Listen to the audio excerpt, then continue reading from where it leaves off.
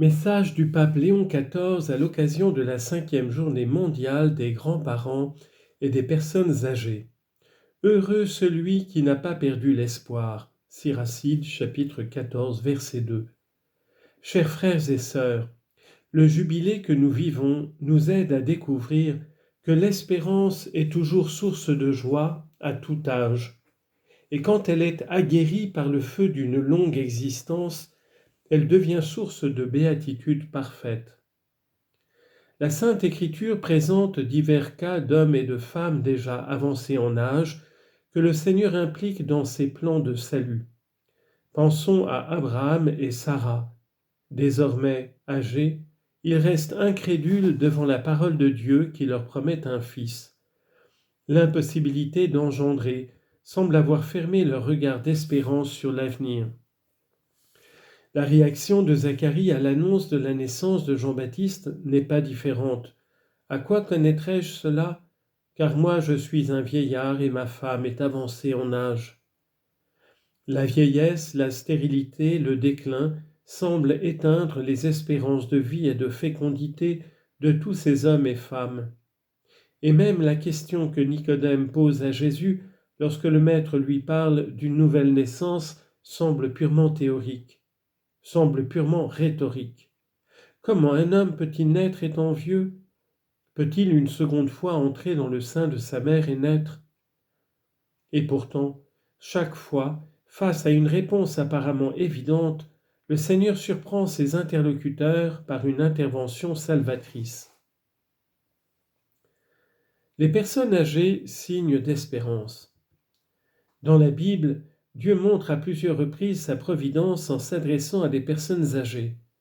C'est le cas non seulement d'Abraham, de Sarah, de Zacharie et d'Élisabeth, mais aussi de Moïse, appelé à libérer son peuple alors qu'il avait 80 ans. Confère Exode chapitre 7, verset 7. Par ses choix, il nous enseigne qu'à ses yeux, la vieillesse est un temps de bénédiction et de grâce, et que les personnes âgées sont pour lui les premiers témoins de l'espérance. Qu'est-ce donc que ce temps de la vieillesse? Se demande saint Augustin. Dieu te répond, « Oh, que ta force disparaisse complètement, afin que ma force demeure en toi, et que tu puisses dire avec l'apôtre, quand je suis faible, c'est alors que je suis fort. » Commentaire de saint Augustin sur le psaume 70. Le fait que nombre de personnes âgées soient aujourd'hui en augmentation devient alors pour nous un signe des temps que nous sommes appelés à discerner, afin de bien lire l'histoire que nous vivons. La vie de l'Église et du monde ne s'appréhende en effet que dans la succession des générations, et embrasser une personne âgée nous aide à comprendre que l'histoire ne s'épuise pas dans le présent, ni ne se consume dans des rencontres fugaces et des relations fragmentaires, mais qu'elle se déroule vers l'avenir. Dans le livre de la Genèse, nous trouvons l'épisode émouvant de la bénédiction donnée par Jacob, désormais âgé, à ses petits-enfants, les fils de Joseph. Ces paroles les encouragent à regarder l'avenir avec espérance, comme au temps des promesses de Dieu. Confère Genèse chapitre 48. S'il est vrai que la fragilité des personnes âgées a besoin de la vigueur des jeunes, il est tout aussi vrai que l'inexpérience des jeunes a besoin du témoignage des personnes âgées pour projeter l'avenir avec sagesse.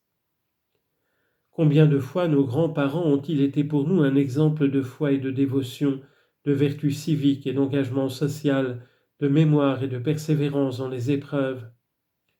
Ce bel héritage qu'ils nous ont remis avec espérance et amour ne serait jamais assez pour nous motif de gratitude et de cohérence. Signe d'espérance pour les personnes âgées. Depuis ses origines bibliques, le jubilé a toujours été un temps de libération. Les esclaves étaient affranchis, les dettes effacées, les terres rendues à leurs propriétaires d'origine. C'était un moment de restauration de l'ordre social voulu par Dieu, où les inégalités et les oppressions accumulées au fil des ans étaient réparées. Jésus renouvelle ces événements de libération lorsqu'il proclame dans la synagogue de Nazareth la bonne nouvelle aux pauvres la vue aux aveugles, la libération des prisonniers et le retour à la liberté pour les opprimés. Luc chapitre 4. En regardant les personnes âgées dans cette perspective jubilaire, nous sommes nous aussi appelés à vivre avec elles une libération, surtout de la solitude et de l'abandon. Cette année est le moment propice pour y parvenir. La fidélité de Dieu à ses promesses nous enseigne qu'il y a une béatitude dans la vieillesse, une joie authentiquement évangélique qui nous demande d'abattre les murs de l'indifférence dans lesquels les personnes âgées sont souvent enfermées. Nos sociétés, sous toutes les latitudes, s'habituent trop souvent à laisser une partie si importante et si riche de leur tissu social être mise à l'écart et oubliée. Face à cette situation, un changement d'attitude s'impose, qui témoigne d'une prise de responsabilité de la part de toute l'Église. Chaque paroisse, chaque association, chaque groupe ecclésial est appelé à devenir protagoniste d'une révolution de la gratitude et d'attention, à réaliser en rendant fréquemment visite aux personnes âgées, en créant pour elles et avec elles des réseaux de soutien et de prière, en tissant des relations qui puissent donner espoir et dignité à ceux qui se sentent oubliés. L'espérance chrétienne nous pousse toujours à oser davantage, à voir grand, à ne pas nous contenter du statu quo. Dans le cas présent, à œuvrer pour un changement qui redonne aux personnes âgées estime et affection. C'est pourquoi le pape François a souhaité que la journée mondiale des grands-parents et des personnes âgées soit célébrée avant tout en rencontrant ceux qui sont seuls. Et pour la même raison, il a été décidé que les personnes qui ne pourront pas venir en pèlerinage à Rome cette année pourront bénéficier de l'indulgence jubilaire en visitant durant un temps suffisant les vieillards isolés, accomplissant ainsi un pèlerinage auprès du Christ présent en eux. Confère Matthieu chapitre 25.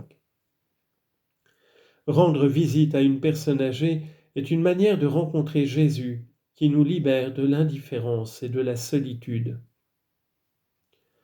En tant que personne âgée, on peut espérer. Le livre du Siracide affirme que la béatitude appartient à ceux qui n'ont pas perdu l'espérance, laissant entendre que dans notre vie, surtout si elle est longue, il peut y avoir de nombreuses raisons de regarder en arrière plutôt que vers l'avenir. Pourtant, comme l'a écrit le pape François lors de sa dernière hospitalisation, nos corps sont faibles, mais rien ne nous empêche d'aimer, de prier, de donner de nous-mêmes, d'être les uns pour les autres dans la foi, des signes lumineux d'espérance.